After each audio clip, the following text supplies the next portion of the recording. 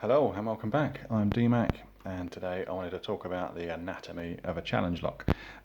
Just basically talk a bit about lock selection, pin modifications and how that relates to cuts on the key and just what might help you make those decisions yourself. So first of all is lock selection. Today this is one that I'm working on. This is a kick cylinder. I got this one from Picksmith. I'll leave a little link up to his channel up there. He's great at dissecting challenge locks and picking them open especially, but then also I really enjoy the breakdown he does of the pins and things inside. Anyway, a while ago, I think last year sometime, he sent me this cylinder with a view to it being a donation as a challenge lock, so today I'm putting it all together. So the main thing about this cylinder is this keyway. It is absolutely horrendous. This pick is, I think it's 23,000, something like that. So there's no way you're getting in from the bottom. There's no way you can use this ledge here. As you can see, there's no way we can get through the bottom. There's no holes in the walled-in or anything like that. So you have to pick off this shelf just on the left, which really limits your pick movements. As you can see, that's very difficult for this to get up here. So we're going to have to use some probably thinner picks to pick this. And depending on what modifications we do on the actual pins, that could prove fatal possibly for some of those picks. Anyway, I've made all the modifications to this one, but I just thought it'd be interesting just to talk through why I've made them and where I've made them and what kind of made those decisions. So we can see here Picksmith gave me a really good key to start with. This is a 6-pin, and we got this very high cut there. It's got 1, 2, 3 low cut, 4, 5 and 6. So we've got good bitting on the key, we've got good keyway, so hopefully this should be an interesting challenge lock to pick. So the first thing I like to do, where's my tweezers? There we go. Is to put all the key pins into the plug. And this kind of dictates what I'm going to do, what modifications I'm going to choose to do. So double check that they are at the right orientation. There we go, yeah, so that's correct. So as we look there, the first thing I looked at, I think, was pin 3, and that doesn't need to be lifted very far. So the modification I decided to put on pin 3, as you can see there, it's like a torpedo pin, and that's like an overset trap. What that means is that as you're rummaging around inside that keyway, you're very likely to set pin 3 very early on probably. But because of that thin lip, it may well get caught in the Bible, and that's called an overset trap, and that means that pin would be overset possibly as you're rummaging around the back here trying to set these back pins, not realizing perhaps that you've overset. So that decided that one, and the corresponding pin above it in pin 3 is completely unmodified. Now why is that? Because if we pop them in there, no matter what interesting modifications I make to that pin, none of it's going to come into place. There's no point really going ahead and making any modifications on that one. Okay, so then I'd start looking at the deeper pins that have got a lot of travel, like 1, 2, I mean most of these actually have got some pretty good travel. And then to start deciding what I'm going to do up top. So I think what I decided early on is I'd like to make some gin pins and corresponding undercuts. And I decided to do that in chambers 2 and 4, so I'll get you in focus there. So you can see just there, it's a very sharp undercut in 2 and 4. And I use this tool here, which is, I'm not even sure, that's the packet there. These are Ash guaranteed burrs made in England, and these are very, very sharp for putting these little undercuts in there. And then the corresponding pins, so I've made 2 of them here in 2 and also in 5. Are gin style pins, so called because they kind of look like gin bottles. If I hold it like that, you might be able to see it kind of looks like a gin bottle. You've got obviously the cap up the top, and the way these need to be made is we put this like a spooled section there, very narrow section, and then a reduced diameter at the top where effectively the lid of the bottle would be. And what that does, so we've got these in, this one's in chamber 2, so you'll raise that key pin, the key pin up, the driver pin will suddenly get caught, you can hear it getting caught in that undercut, and the lock will go into a slight full set. You can see there we've got a slight full set, so the plug will turn a little bit and this will be locked in.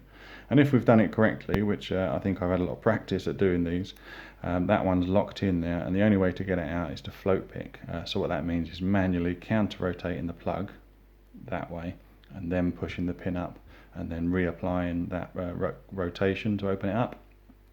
And in doing so you can drop a lot of other pins. So locks that have got gins in them, you end up ping-ponging, so you perhaps this one will be picked several times during the picking process because it will keep falling down. So we've done that in 2 and we've also done that in 4. So that's the one in 4, exactly the same. Gin bottle there, so spooled section and then that reduced diameter tip on it to catch in that bit there. So that's those two there. So we've looked at 2, we've looked at 3, and we've looked at 4. So then we looked at 5. So in number 4, we'll just have a look at the corresponding pins actually for these ones.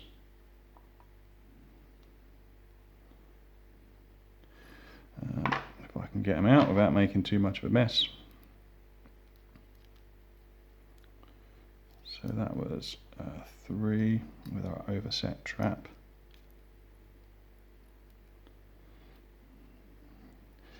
Difficult to get it out even when you're trying to. Let's do it this way.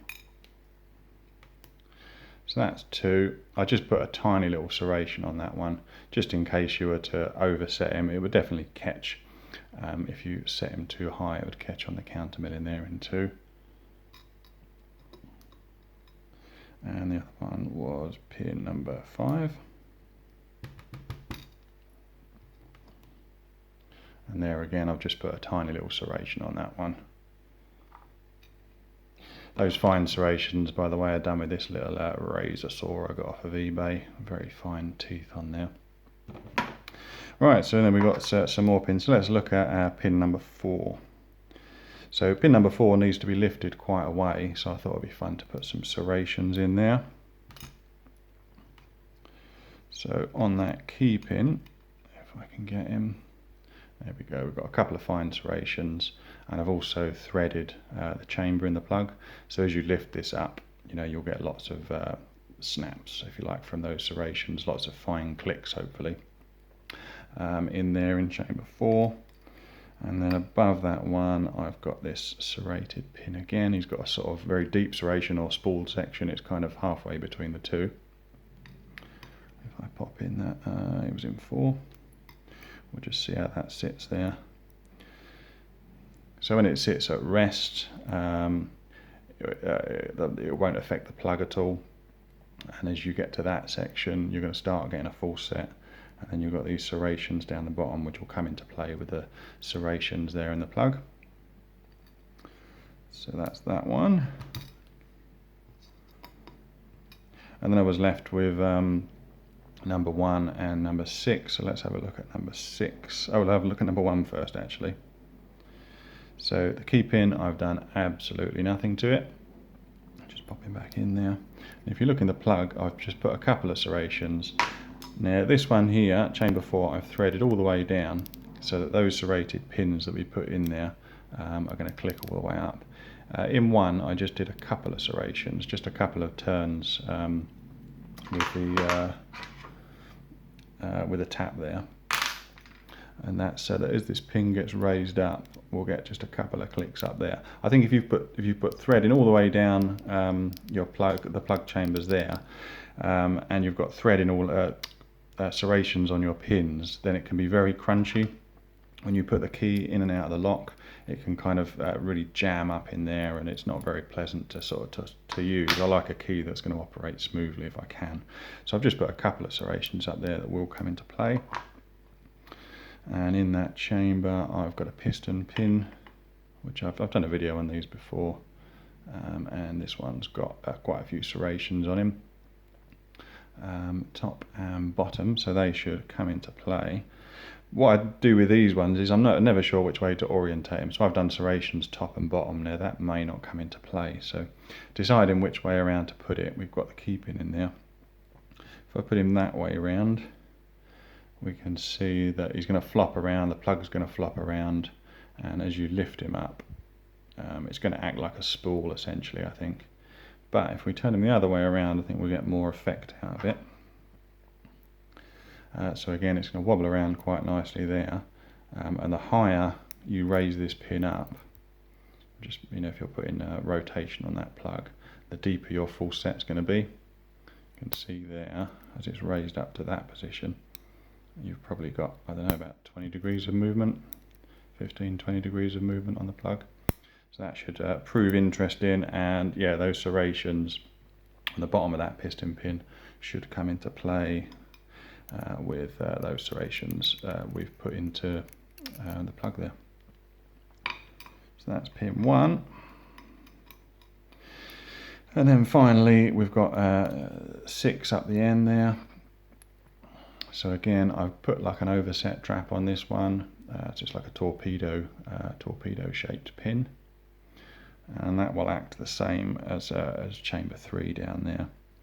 That if it's raised up too high, if that's even possible with this horrible keyway, yeah, if it's raised up too high, then that could just catch in the Bible, and then you've got an overset lock. And up top with this one, I've done a tapered pin. As you can see there, it's kind of bullet shaped. It's quite an extreme taper. And what that does is that pin will sit just like that when it's at rest. Fiddly to do this behind the camera. Yeah, we'll sit just like that when it's at rest. And at some point, you'll probably set that pin. But going back to the gin pins, do you remember me saying when you're float picking, you have to manually counter rotate the plug? And by putting a tapered pin somewhere in the set here, when you counter rotate to let that gin pin get that gin pin to set, that tapered pin is likely to drop. So it's quite possible that this pin 6 is going to drop down regularly as you're trying to set the gins and fighting against the piston pin and all that sort of thing. So you're constantly going to have to reach all the way down the back of the keyway in this nasty warded keyway. Each time you're setting this pin as well, you're risking dealing with the overset on that pin number 3. As you remember, it doesn't have to be lifted that far to be overset. So as you're reaching down here, trying to deal with this tapered pin here, you could quite easily be causing pin number 3 to overset. So yeah, that's why I've put that one into 6. Let's get these pins out. Yeah, you can do modifications as well to the Bible, but I think sometimes with challenge locks you've got to know where to stop with them. If you put too many modifications in, they can just make them too easy to pick. So it's finding out how to put exactly the right amount of modifications in. I've kind of reached this stage, and the next thing I'll do is put the whole lock together and try picking it and seeing if there's any adjustment, because it may be that some of these driver pins could do with being swapped around. You might get better results being swapped around.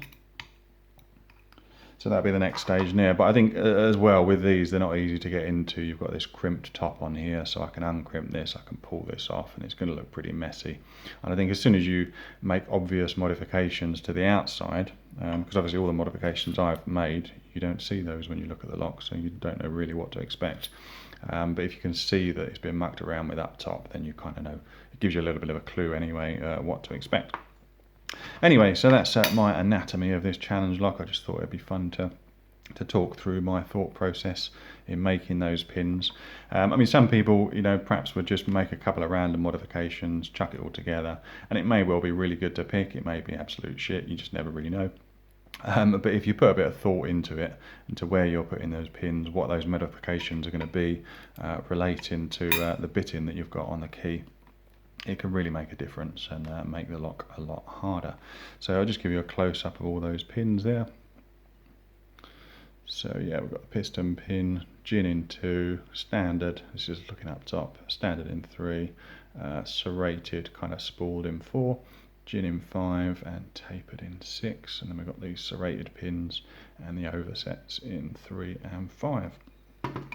So I'm going to put this together now and give it a test pick and see if it's ready to be let loose on the weld. And it's a good sign if I can't pick it or I struggle to pick it, that it's probably ready to go out and cause some trouble. Anyway, thanks a lot for watching today. Hope you found that interesting. And yeah, stay safe, and I'll see you on the next one. Thanks for watching.